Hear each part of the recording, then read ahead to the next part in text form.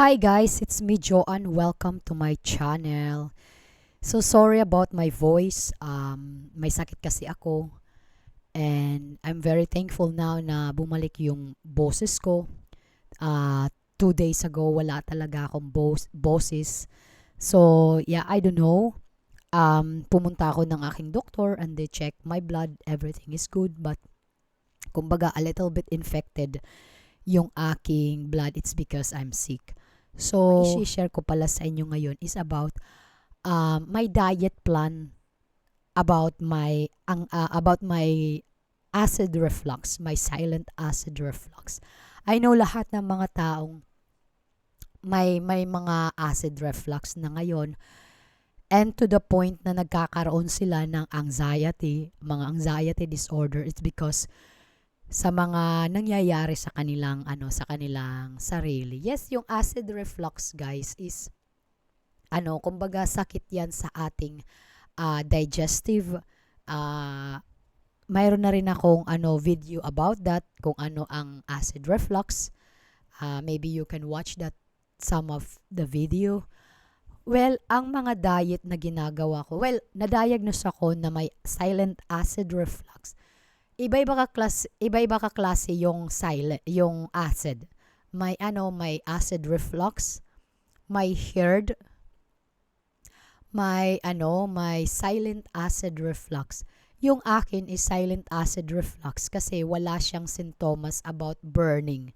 You know, yung burning chest and yung may mga mahapdi sa tiyan, wala ako noon. Yung ibang mga may mga acid reflux na may mga nararamdaman sila, minsan nagkakaroon sila ng hilo, nagkakaroon sila ng pagsusuka, nagkakaroon sila ng burning sa kanilang chest na akala nila nagkakaroon sila ng um, heart attack. Yung akin kasi is wala akong sintomas. Yung lang, kaya tinawag yung aking silent acid reflux is, kumbaga, silent lang siya. Wala siyang mga sintomas. Ang naramdaman ko lang, pagbalik ko dito, galing sa Pilipinas, nagbakasyon ako 2019. Nung bumalik uli ako dito, mga August, yung naramdaman ko is yung aking lalamunan. Yung aking lalamunan talaga yung una kong naramdaman. So, akala ko, something like, I have a cold. And, of course, parang naano ako noon kasi, di ba, mayroon na noong COVID, may COVID-19 na. Pero, yung pagputok ng COVID-19 is 2020. So, nung time na yun, sabi ko, baka may virus, kumbaga, or may something sa aking lalamunan. Sabi ko maybe next week baka mawala na siya, baka may lang ako, may sipon kasi parang may sipon ka lang talaga na hindi naman masakit yung lalamunan ko. Lang parang may nakasagabal, parang may something sa lalamunan na nakabara na hindi mo alam kung ano ito. So nung time na yon, mga 1 month na nakakalipas, hindi pa rin siya nawawala. Sabi ko, ano kaya ito? So, ako, parang nagpanic ako kasi 2013 and 14, na-diagnose ako na may tuberculosis. So, akala ko, bumalik uli yung aking tuberculosis. So, bumalik uli ako sa isang hospital, laboratory. Tiningnan lahat. Kumbaga, as in talaga inisa-isa nila lahat. Baka bumalik. Sabi nila, hindi bumalik. So, sabi nila, you have to go to another department. Kasi dito, pag may isang bago kang kaso, kailangan mo pumunta ng isang department. Kasi yung pinuntahan ko lang is yung tuberculosis department. So, pumunta ako sa isang, kumbaga, sa espesyalista sa ilong, and then sa tainga, at then sa throat. So, pumunta ako doon at sinabi nila na daw ako, So, nakita doon na kasi nawawala yung boses ko noon. So, nakita nila na mayroon akong yung vocal cord ko is na-infected kasi nga sa acid reflux. At nagkaroon din ako ng sinuses. So, kasi yung sinuses, parte din yun ng silent acid reflux ko. And nagkaroon din ako ng light asthma, which is kinabahan ako kasi sabi ko wala namang may asthma kasi ini-interview ka talaga kung ano yung mga yung mga yung mga kasaysayan mo kung sa pamilya ninyo. Yung tita ko mayroon siya kasi naninigarilyo siya, pero hindi naman siya yung mama ko. Tapos yung mga pamangkin ko nung anak ng tita ko is may mga asthma sila. Kasi anak sila eh. Kasi yung tita ko naninigarilyo. Pero yung mama ko never naman yung naninigarilyo. Tapos yung papa ko wala naman siyang asthma. So wala kaming asthma. So light lang siya. So nung time kasi ginawa ko talagang paraan na baka ano talaga yung nangyayari, baka makuha pa sa gamot, something like that. So nung nalaman ko na may silent acid reflux pala ko, sabi ko, ano kaya ang best? So ako, hinanap ko talaga kung ano yung nakakapabest sa aking acid reflux. Inoobserbahan ko lahat kung ano yung nangyayari sa aking katawan. So nung time na yun, pag-obserba ko sa aking katawan kung ano yung mga kinakain ko. Kasi paggabi talaga, parang hinihingal ako. Kasi the more na the more na maraming kinakain mo sa the more siyang kumbaga lumalala. Tapos the more din siya nagpre-pressure yung yung lalamunan ko. Sabi ko, may something. So I have to find that. So 'di ba, yung iba naman dito is magse-search talaga sila sa YouTube, pero ako hindi. Ginawa ko talaga yung paraan ng pamamaraan ko, yung ko, kasi hindi naman lahat na makikita natin dito sa YouTube is ma-apply mo sa sarili mo, right? Hindi mo yun ma-apply kasi, you know what guys, kung may something na nangyayari sa'yo, you are afraid to make or to adapt something na hindi, that you didn't used to with your body. So ako talaga, I want to try it myself in my other way na hindi ko nakita sa iba. So yung coping mechanism ko is sa akin lang mismo nang gagaling. And then also plus kasi nagsa-psychiatrist ako every 3 months. So I also told him about it, and I says, yeah doctor, I also have a acid reflux, na diagnose ako. And I think because of my stress also yung previous year, like after kong manganak, siguro nagsilabasan na sila. Kasi yung ibang nakikilala ko dito is nauuna yung kanilang acid reflux kumpara sa kanilang anxiety. Pero yung akin, nauna yung aking anxiety, nauna yung aking panic disorder, and then yung depression ko. I think, kumbaga afterwards nangyari sa akin. But ako naman kasi, I want to discover it by myself. And also nagtatanong din ako. May mga procedure din akong kumbaga dinaanan. Like nagpa-doktor ako lahat, and hindi ako takot magpa-doktor, hindi ako takot pumasok ng hospital. Hindi ako takot about what is the result. Mas takot ako pag too late na siya, na kumbaga binaliwala ko lang yung mga symptoms. Sabi ko, okay, it is part of my panic disorder. So kasi hindi naman lahat nanggagaling sa panic disorder. Kasi yung panic disorder ng isang tao, nagtre-trigger yan pag may pinanggagalingan. Hindi yan kasi lumalabas pag walang pinanggagalingan. So doon talaga dapat ka mag-focus. So everything is in order, everything is negative. So sabi ko, okay, so less na yung worries ko. Kasi syempre, doktor na I know they're not a God. Hindi sila makaka-predict. Hindi sila, kumbaga, not all your question, all of that na magkakaroon ng mga answer. No, it's not. Dapat mo talagang ikaw mismo ang maghanap ng solution with that. So, well, yung diet ko talaga is, I change my diet. In the morning, kumakain ako ng yogurt, and then brown bread, kasi white bread may sa akin, malaki yung impact niya sa akin. So, sensitibo. Kapag may ano ka, may acid reflux, it is very sensitive talaga sa ano, sa stomach mo. And then, rice kasi, rice, more on kami rice dito pag nandito kami sa bahay kumakain. Pero kung sa mother-in-law kami kumakain, more on kami patata, smash patata, and then smash carrots, and pasta. Pero hindi palagi. Kumbaga switch lang ba? Sometimes we also eat rice, but hindi talaga araw-araw. Dito lang kami kumakain araw-araw pag nandito kami. Pag dito kami lang sa bahay kung yung asawa ko nagtatrabaho ng late. So yun yung ano ko. Pag gabi naman, hindi marami yung kinakain ko. Hindi lang konting porsi lang siya. Kasi I also observe it to myself. And now, I can really say na kumbaga nakokontrol ko yung aking silent acid reflux. Kasi pag mataas yung aking acid reflux, ang una kong inaano, uh, kumbaga fino-focus is yung kung ano yung nakakapastress sa akin. Kasi guys, hindi lang pagkain ang nakakapa-trigger sa acid reflux, kundi pati rin sa society, sa environment, sa trabaho, sa pamilya, sa gawaing bahay, sa expenses, lahat-lahat.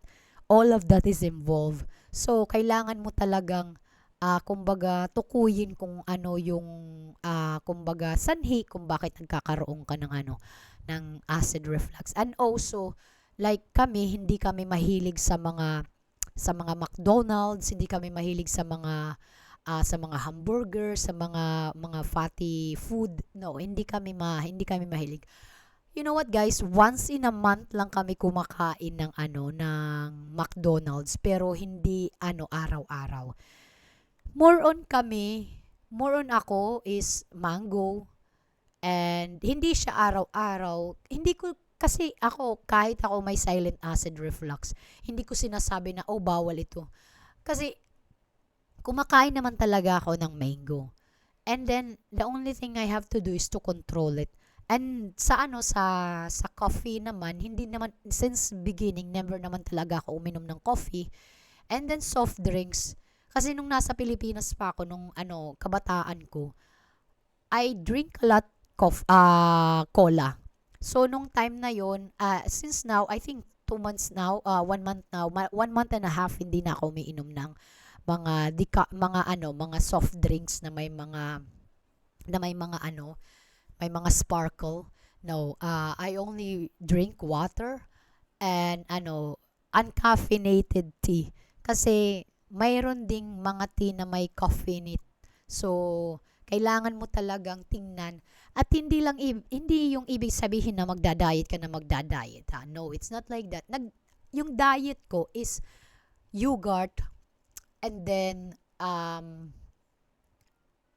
fruit, and hindi kasi ako mahilig sa mga chocolates, kasi hindi ako mahilig since before naman talaga. Since before ako ma-diagnose ng silent acid reflux, hindi talaga ako mahilig sa mga chocolates. So, kailangan lang talaga, ang ano lang talaga dito is kailangan mo talagang, kumbaga, disiplina sa sarili.